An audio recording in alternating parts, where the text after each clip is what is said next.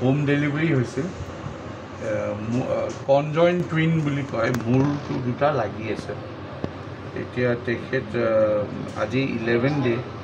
প্ৰথমতে বৰপেটা মেডিকেলত গৈছিল বৰপেটা মেডিকেলৰ পৰা আমাৰ ইয়ালৈ ৰেফাৰ হৈছে আজি পেচেণ্ট দুটা বাচ্চাই ফিডিং লৈ আছে অন ৰাইলছ টিউব আৰু বোথ আৰ ষ্টেবল এতিয়া এইবোৰ বাচ্চাবোৰৰ আমি হোৱাট ইজ দ্য প্লেন ন প্লেন হ'ল কি আমি চেষ্টা নিউৰ'চাৰ্জাৰীয়ে চেষ্টা কৰে মূৰটো ছেপাৰেট কৰি দিবলৈ যি মেনিঞ্জেছ বুলি কয় ব্ৰেইন মেটাৰ এইবোৰ যদি বেলেগ হৈ পেলাই থাকে তেতিয়াহ'লে এইবোৰ বাচ্চা ইউজুৱেলি ছাৰ্ভাইভ কৰে আৰু কিছুমানৰ বেলেগ হৈ নাথাকে এটাই হয় গোটেই ব্ৰেইন আৰু মেনিঞ্জেছ তেতিয়াহ'লে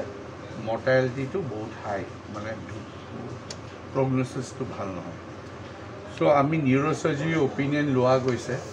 তেখেতসকলে MRI এডভাইচ কৰিছে আমি MRI তেতিয়া গম পাম ষ্টেটাছটো